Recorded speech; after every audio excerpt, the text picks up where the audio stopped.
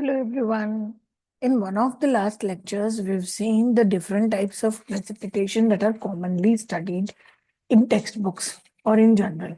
Another classification of precipitation, which depends on the type of lifting of air masses. So basically, precipitation occurs because the clouds become heavy and then they condense. So, what reasons result in the lifting of these air masses or clouds?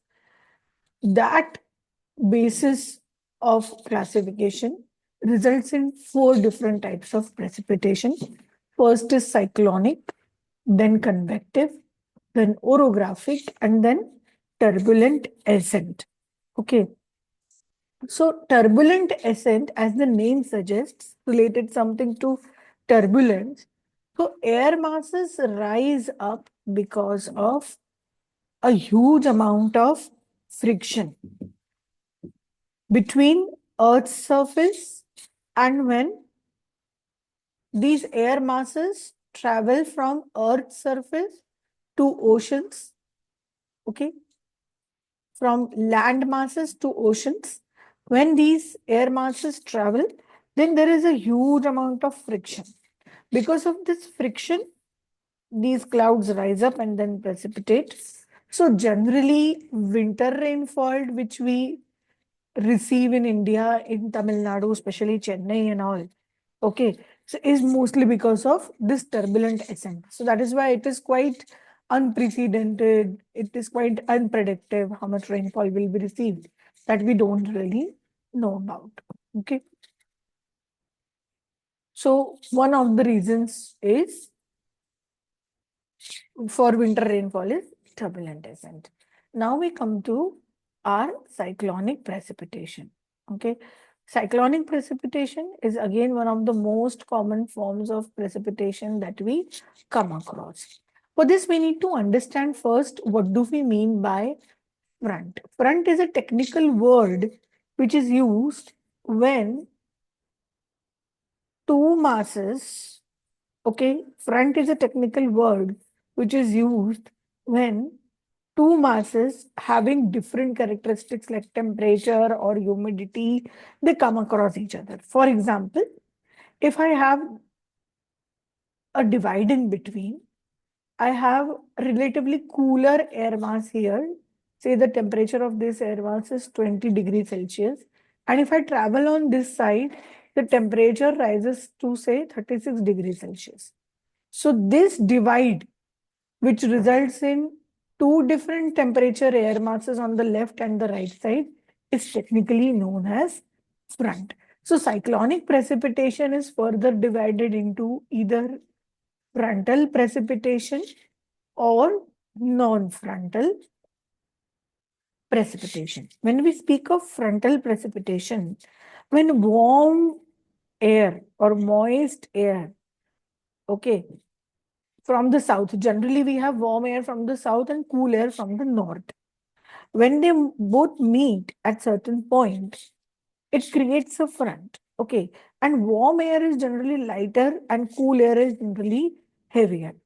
Okay, so when they both meet, an air loft is formed at their junction. You can see here in this diagram, you can see that this blue portion represents the cold air, light blue portion represents cool air, and this warm air is represented by red arrow. Direction of warm air is represented by red arrow. So when this warm front and the cold front, they both meet, you can see the junction at A and B. When these both meet, it results in the cooling down of warm air, hence causing precipitation. Okay.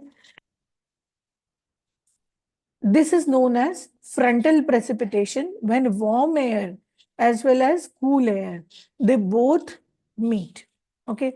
In case of non-frontal precipitation, if we speak of non-frontal precipitation, then in that case,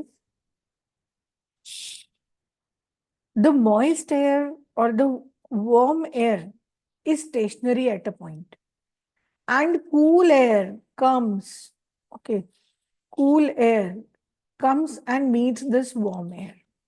So also, this is sounding similar to frontal precipitation, but a front is not created as warm air and cool air are not traveling towards each other. So warm air is stationary at some point and cool air or cool breeze blows and then it hits this warm air. Okay, so this results in the lifting of warm air, and when warm air lifts up, it again cools down and then hence precipitation occurs. Okay, so frontal and non-frontal, these are the two types of precipitation we come across in cyclonic precipitation. Then comes the convective precipitation. It is a very common form of precipitation. You must have studied this in school also. You can see here the warm updraft is represented by this arrow in pink, and terminal outflow of mass, heat, water vapor, and cold water or ice, when it becomes when a lot of warm air goes up and it becomes heavy. So in that case, the clouds become heavy, cool down, and precipitate. That is the normal convective precipitation. It is the natural way in which warm air rises up, then becomes cooler with the denser surroundings. Okay. And there also might be a difference in temperature because of uneven heating, or after mechanical lifting, the clouds also travel. So there is a difference in temperature because of which the intensity of convective precipitation varies. Somewhere it comes down as light showers, whereas at other places it comes down as cloud bursts. So the normal precipitation that we see is mostly convective precipitation. This is another type of fourth type of precipitation, that is the orographic precipitation. Here you can see this is a hill in between. Okay, this is a mountain or a hill in between. In case of orographic precipitation, you can see that warm air, when it hits this mountain, okay, it cannot cross the mountain. So automatically it rises up. Since it is warm, it is lighter, it automatically rises up. Now, whenever we visit a hill station or whenever we climb up a mountain, the temperature at the top is generally lower than the temperature at the base. It is cooler at the top. Okay, so here there is some water body because of which a lot of vapor pressure is being created because of the heat of the sun, evaporation is happening. This vapor pressure or this vapor that is being created is the warm, moist wind that is being created. When it rises up because of this mountain in between, then it comes up and becomes cooler and condenses to form clouds. Now, because of the wind, when it is dragged to the other side of the mountain, okay, then what happens is here, because of cooling of the cloud, precipitation is occurring. But at this side of the hill, since there is no cooling, so very less amount of precipitation or sometimes no precipitation is occurring. Okay, so the other side of the mountain will be dry and the left side of the mountain might be receiving heavy precipitation. This happens in case of orographic precipitation. This area technically is called rain shadow, wherein it should have received precipitation, but it is not receiving. Okay, because of this cloud.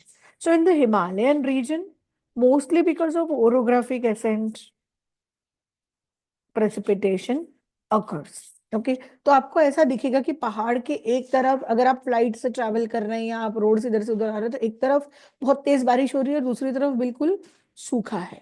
ऐसी बारिश orographic precipitation कहलाती. Okay, so this was the second kind of precipitation, the second classification of precipitation based upon the lifting of air masses.